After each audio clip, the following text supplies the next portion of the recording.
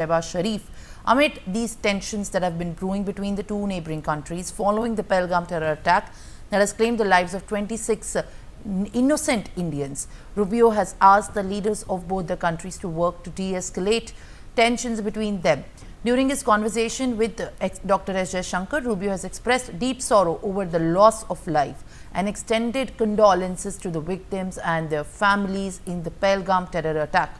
According to the U.S. State Department spokesperson Tammy Bruce, he has reaffirmed the U.S.'s commitment to work with India in the global fight against terrorism. Additionally, Rubio encouraged both India and Pakistan to engage in the dialogue aimed at de-escalation, regional of tensions and also promote peace and stability in South Asia. On the other hand, Rubio has also discussed the situation with Shehbaz Sharif, who has briefed him on Pakistan's perspective regarding the recent developments in South Asia. During the conversation, Sharif has accused India of engaging in escalatory and provocative behavior amid growing concerns over a potential escalation between the two neighbors. Sharif also rejected India's attempts to link Pakistan to the Pahalgam attack and reiterated Islamabad's demand for an impartial investigation into the terror attack. He has urged the US to encourage India to avoid making inflammatory statements that could further heighten tensions. All right, Major Muhammad Ali Shah has been in fact there with me live on the broadcast. Mr. Shah, very good morning. Appreciate you joining me this morning. Now, US is coming as a mediator as far as now the tensions between both the nations is concerned. Now, as Islamabad continues its reaffirmation on neglecting the blame for conducting this kind of terrorist act in Pahalgam yet again.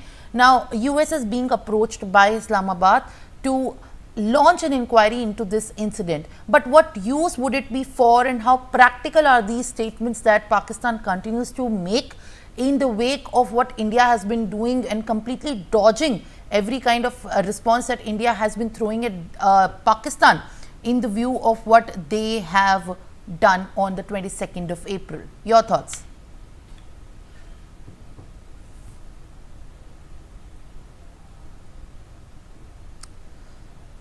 All right, Sanjeev Shrivastav is there with me live on the broadcast. Mr. Shrivastav, how do you react to US meddling between India and Pakistan at the time of conflict?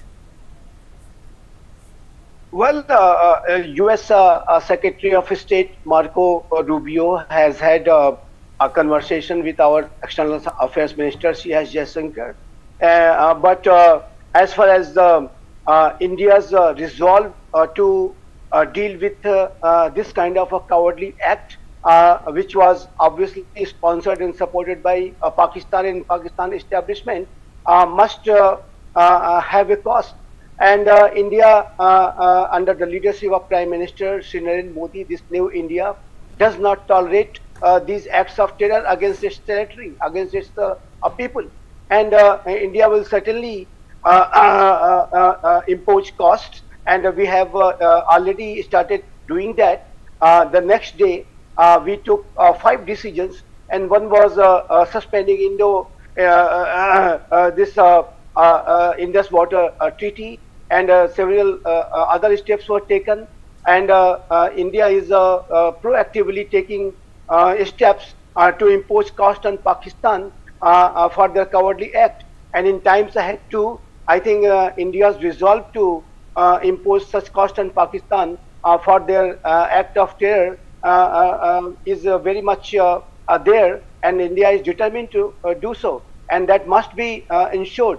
I was seeing the report that Marco Rubio, the US Secretary of State, has also expressed his solidarity, the solidarity of United States of America with India on counter-terrorism front.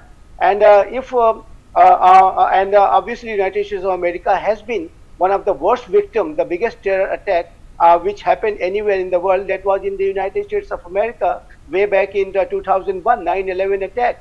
And obviously after that, United States of America responded, and the United States of America went ahead for a hot pursuit, and they ended the Taliban regime then, who were harboring Osama bin Laden, and the United States of America hunted down Osama bin Laden 10 years after.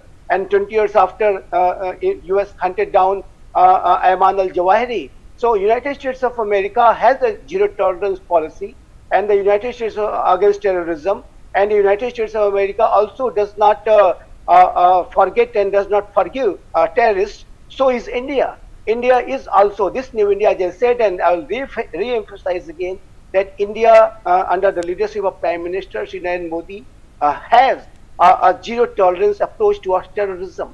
And that kind of approach United States of America exercises too. Israeli leadership, European leadership, they all exercise the same approach, and so is India. So India has every right to go after this kind of perpetrators, those who have carried out Pahalgam terror attack. And I think India is very much determined to do so. We have had conversation, and conversation dialogue is very much going on.